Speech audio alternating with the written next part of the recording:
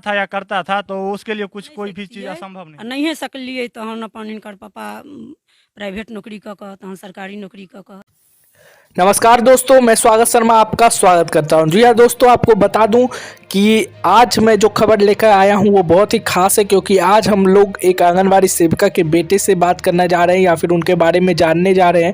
जो कि आंगनबाड़ी सेविका को हमेशा समझा जाता है कि वो उनका इतना कम मानदेय रखे हैं।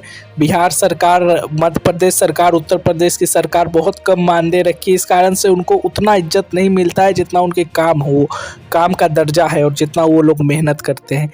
लेकिन आज वही आंगनबाड़ी सेविका जो है, उनके बेटे जो है, वो अपनी पूरी मेहनत से और लगन से दरभंगा का ये लाल वो जज बन गए हैं और इसका कवरेज रोसड़ा तक के न्यूज़ एंकर किए। उनका तहे दिल से धन्यवाद कि वो रोसड़ा तक के न्यूज़ एंकर का एक बार फिर से मैं धन्यवाद करना चाहता हूं। आप लोग ज़रूर ये वीडियो देखिएगा और वीडियो देखते हुए कहीं भी ऐसा लगे कि आंगनबाड़ी सेविका होने के नाते आपको या फिर आंगनबाड़ी से जुड़े व्यक्ति होने के नाते आपको उस पर गर्व हो कि आज एक आंगनबाड़ी का बेटा, आंगनबाड़ी सेविका का बेटा जज बना है, तो ज़रूर आप हमारे वीडियो को लाइक कीजिएगा और अपना प्यार दर्शाइएगा। एक छोटी सी बात आपसे कहना चाहता हूं कि आप हमारे चैनल से जुड़ सकते हैं। जुड़ने के लिए आपको बस इतना सा काम करना है कि नीचे सब्सक्राइब बटन दिख रहा होगा, सब्सक्राइब बटन पे आप दबाइएगा और हमारे चैनल से जुड़ जाइएगा। हम रोज़ शाम 7 बजे आपके लिए आंगनबाड़ी की आदेश, खबर और जितनी भी विश्लेषण और इस तरह की जितनी जानकारियाँ होगी सबसे पहले और सबसे सटीक आपके लिए लेकर आएंगे। मैं हूँ आपका दोस्त, आपका भाई स्वागत शर्मा और आप देख रहे हैं आंगनबाड़ी स्वागत शर्मा। देखिए वीडियो। जी हाँ दोस्तों, बने रहिए और वीडियो लाइक जरूर कीजिएगा अगर आपको अच्छा लगे तो। धन्यवाद। बोलते हैं और माता जी से बात करेंगे। जो जज है, मैं जानकारी दे दूं, उनका नाम प्रभात चौधरी है और अभी प्रभात चौधरी जी के ये माता जी हैं, हम इनसे जानने का प्रयास करेंगे। माता जी, पैसा कितना योगदान रहा प्रभात जी को जज बनने में? मतलब पैसा की जरूरत क्या पड़ी थी? पैसा की जरूरत तो जज बनने में इसमें नहीं लगा कुछ एक भी पैसा, लेकिन पढ़ाई में लगा, पढ़ने में लगा उसको खर्चा। तो खर्चा लगा तो हम अपना आंगनबाड़ी से तो घर ही चलाते थे। उसके पापा बहुत मेहनत करके शुरू में बम्बई में कमा करके, उसके बाद 10 साल पहले उसको गौड़ा बौड़ा में काम किए हैं। कार्यरत है 4th ग्रेड में, स्वास्थ्य विभाग में। तो वो पैसा भी उसको गया 3 साल पहले। पढ़ाई उसको ख़त्म हो गया 3 साल में ही, पहले बार में ये निकाल लिया है। माता जी, बहुत सारे जगहों पे देखते हैं विद्यार्थियों की इच्छा रहती है कि हमारे पास मोटे पैसे नहीं है तो हम कोई भी जॉब नहीं ले पाएंगे। तो कितना पैसा खर्च हुआ होगा, या फिर कभी प्रभात जी आपसे मोटे रकम की मांग किए होंगे कि नहीं हमें इतने पैसे चाहिए तभी हम ये काम कर सकते हैं? नहीं सर, 5,000, 10,000, 15,000, 20,000 ऐसे बेसी कहियो ने। जे कि जहाँ पटना में पढ़े छले कॉलेज, एन कॉलेज में जखन पढ़े, कोचिंग पढ़े, साइंस से पढ़े छले, तो ओहि में लागे छले 8,000 के महीना ट्यूशन फीस कोचिंग। तो तई समय में लागे छले तो 2 कोचिंग पढ़े तो 16,000 उ भ गेलै। और एम्हर 4,000 रुपया किताबे कॉपी, रूम रेंट, इस समय 20,000 महीना जाइ छले, जे हुनकर पापा बम्बई से कमा के पठबै छलखिन।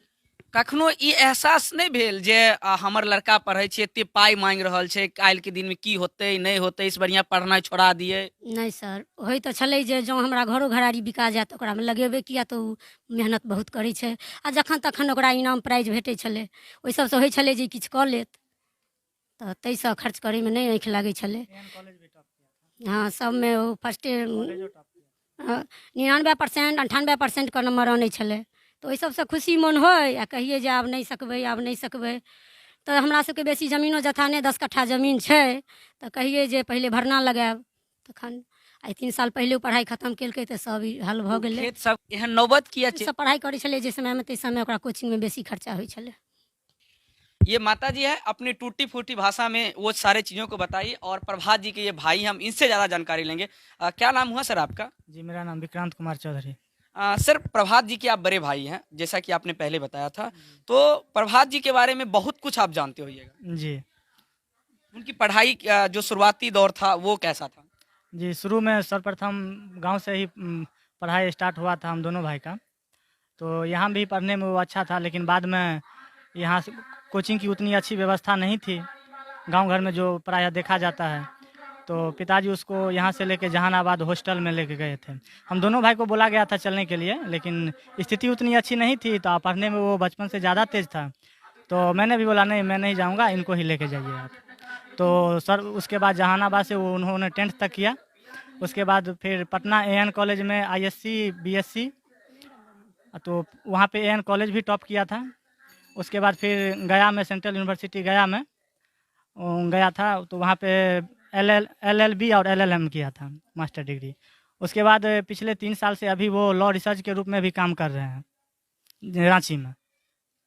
विक्रम जी, आप पढ़ाई बीच में क्यों छोड़ दिए थे? आपको तो उसके साथ रहना चाहिए, आप भी कोई ना कोई मुकाम हासिल कर सकते थे। नहीं, मैंने छोड़ा नहीं था, मैं भी पीजी किया हूँ 3 साल पहले, लेकिन घर की इतनी अच्छी स्थिति नहीं थी और मुझे ऐसा लग रहा था जो ये ज़्यादा बेटर है हमसे पढ़ने में, तो खर्चा भी उतना नहीं था। तो हम लोग को पूर्ण विश्वास था बचपन से ही जो ये कुछ ना कुछ करेगा। आज तो वो मुझे भी विश्वास, अपने से ज़्यादा उस पर विश्वास था जी। तो अभी क्या लगता है कि जो मुकाम उन्होंने हासिल किया है वो सही है या इससे और बेहतर उनको करना चाहिए था? नहीं सर, जो उनका एम था, मतलब 10th के बाद उन्होंने एक सपना सा जो होता है हर कोई देखता है, तो वो वही देखा था, मुझे जज बनना है, एज ए जज के रूप में काम करना है। बाद में जब माँ बोलती थी जो मैं कितने दिनों तक तुम्हें दूंगा, कहाँ से दूंगा, पिछले 8-10 साल से पिताजी मतलब काम करते हैं स्वास्थ्य विभाग में गौरा बोराम में, तो वो उस पैसे से वो आगे मतलब पढ़ाई कंटिन्यू किया। लेकिन माँ हमेशा बोलती रहती थी जो अब नहीं होगा कहीं पे कुछ देखो, तो वो बोलता था जो BA बैंक रेलवे तो मैं यूं ही निकाल लूँगा, जिस कंपटीशन में बैठ जाऊंगा एक बार में निकाल लूँगा, लेकिन मुझे जज ही बनना है, तो इसीलिए कुछ समय देना पड़ेगा। और वो भी वो फर्स्ट अटैम्प्ट था, फर्स्ट अटैम्प्ट में ही निकाल लिया। विक्रम जी, 10वीं के बाद जब वो बताए थे कि मुझे जज बनना है, तो निश्चित रूप से पहली दफा आपको ये बताए होंगे कि मेरे मन में ये लक्ष्य है। जी, तो आपको विश्वास कैसे हो गया था कि ये बंदा 10वीं पास किया है, जज कैसे बन सकता है? इस चीज को कैसे यकीन था? जी इंटेलिजेंट ही इतना था ना, वो पढ़ाई के मामले में और कुछ भी कहता था या करता था, तो उसके लिए कुछ कोई भी चीज़ असंभव नहीं था। जज के बारे में जानकारी तो आपके पास भी नहीं होगी, नहीं सर। तो फिर आप उनको उनको आगे बढ़ाने में सहयोग कैसे करने लगे? हो सकता था कहीं गलत भी चले जाता। नहीं, ऐसी कोई उम्मीद नहीं थी, बचपन से ही उस पे उम्मीद था। और इस सब लाइन से, पढ़ाई के लाइन से अलग कहीं पे वो कुछ आज तक किसी ने कोई देखा ही नहीं, कोई सोच भी नहीं सकता है घर के लोग। और पिताजी का भी बहुत सहयोग है, जो उन्होंने भी उनको पूरा फ्रीडम दिए थे, जो तुम्हें जो करना है वही करो तुम, और घर से कोई प्रेशर नहीं था। पिताजी हमेशा बोलते थे तुम्हें जो करना है वो करो, जितना समय लगेगा, तुम्हारा जो एम है उसको अचीव करो। यानी प्रभात जी के माता जी और बड़े भाई, इन्होंने पढ़ाई हालांकि कॉन्वेंट इसीलिए नहीं जा सका क्योंकि परिवार की स्थिति उतनी अच्छी नहीं थी, और निश्चित रूप से ग्रामीण क्षेत्र में रह रहे तमाम परिवारों की स्थिति किस तरह से होती है आप तमाम दर्शक ये जानते हैं। लेकिन इसके बावजूद भी अपने बच्चों पर विश्वास होना, और इन्होंने, मैं तो कहूँगा कि इन्होंने अपने पढ़ाई का बलिदान दिया। अगर आज ये बलिदान नहीं दिए होते तो आज प्रभात जी, माता जी सर 2 गो में हम नहीं सकती है, और नहीं सकलिए तो हम अपन इनकर पापा प्राइवेट नौकरी कऽ कऽ तहन सरकारी नौकरी कऽ कऽ तऽ केलखिन, तऽ एकरा में हम नहीं सकलिए, तेँ एकरा नहीं भऽ सकलै।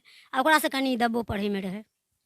ये बात मैंने आपको पहले ही बताया था कि विक्रम जी कहीं ना कहीं अपने पढ़ाई का बलिदान दिया, और यही वजह है कि आज प्रभात जी जज बन गए हैं। तो बड़े भाई का जो उत्तरदायित्व होता है विक्रम जी इन्होंने निभाया है, इनको हम कोटि कोटि धन्यवाद देते हैं, और यही वजह है कि आज उन्होंने अपने लक्ष्य को प्राप्त किया है।